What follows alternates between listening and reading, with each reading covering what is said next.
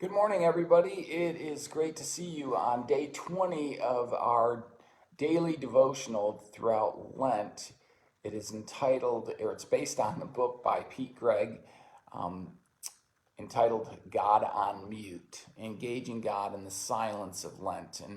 And so, as we've been going through these 40 days preparing for that great celebration of Easter, and as we've been heading to the cross, before we get to Easter, certainly we've got to go to the cross and we've got to let go of those things that have been entangling us, that have been holding us back, and so as we go through this growth process and we die to ourselves, then may we be prepared for the resurrection on resurrection morning with Jesus and stepping into new life. And so it's great to have you joining me, each and every one of you, today as we head into day 20 of this Lenten journey.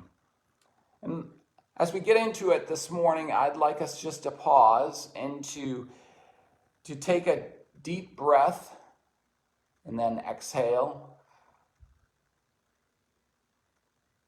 and give this day to God. Center ourselves in Psalm 23, verses 1 through 3. Hear these words this morning. The Lord is my shepherd. I lack nothing. He makes me lie down in green pastures. He leads me beside quiet waters. He refreshes my soul. Let me read that once again. The Lord is my shepherd. I lack nothing. He makes me lie down in green pastures. He leads me beside quiet waters. He refreshes my soul.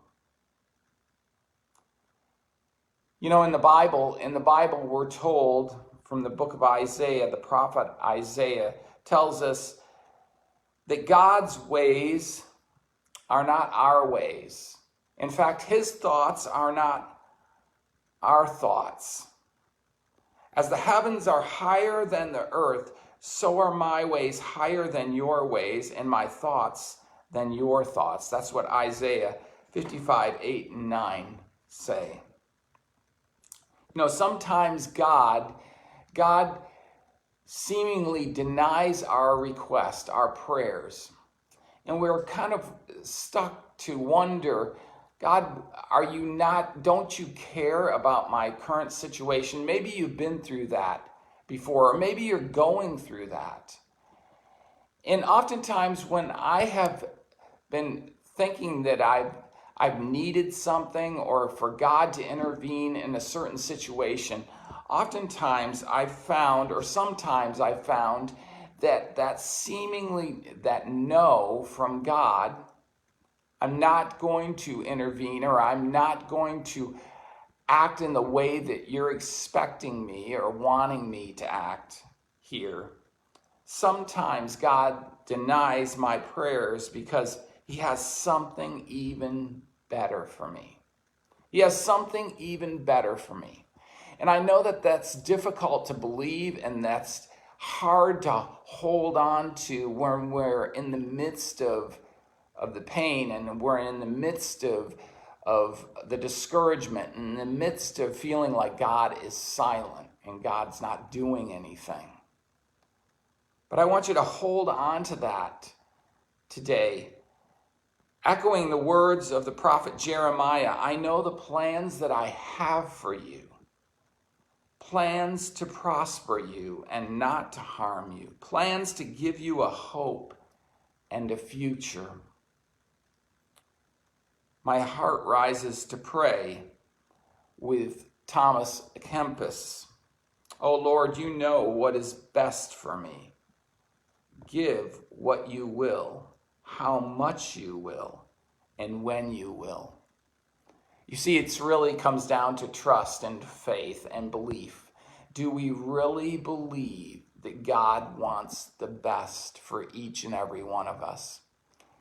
And I don't know about you, but it's really a part of control. I have to come to that place in my own life where I realize and have to continue to keep being reminded of this, that I am not God. I know that may shock some of you. I am not God, but and I have to give up control and allow God to be God in my life.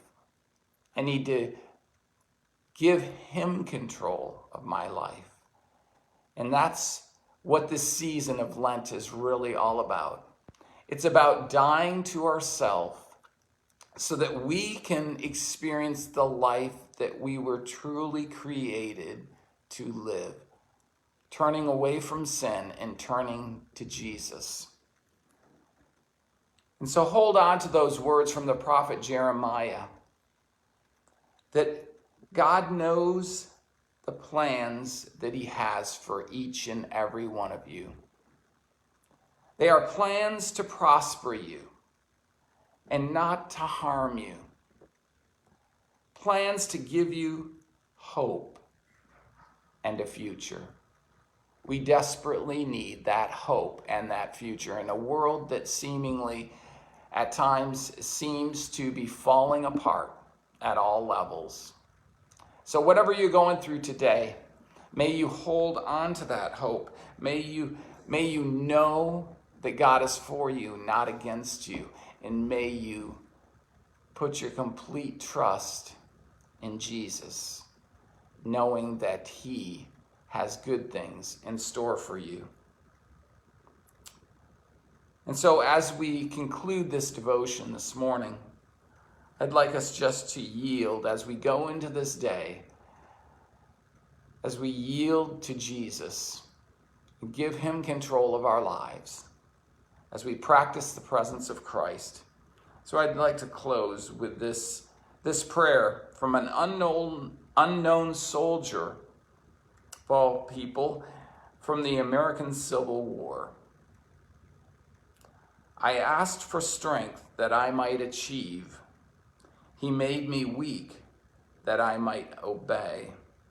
I asked for help that I might do greater things. I was given grace that I might do better things. I asked for riches that I might be happy. I was given poverty that I might be wise. I asked for power that I might have the praise of men. I was given weakness that I might feel the need of God.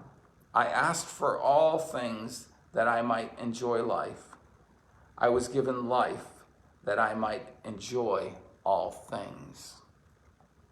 I received nothing that I asked for, all that I hoped for.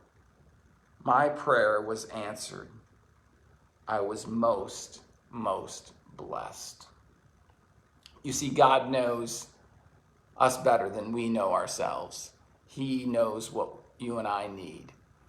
And so as you go into this new day that God has blessed you with, may you be open to the movement of his Spirit in your life and the people and conversations that you meet. And may you be reminded that God is with you and he is for you and he loves you. Have a great day, and thanks for listening this morning.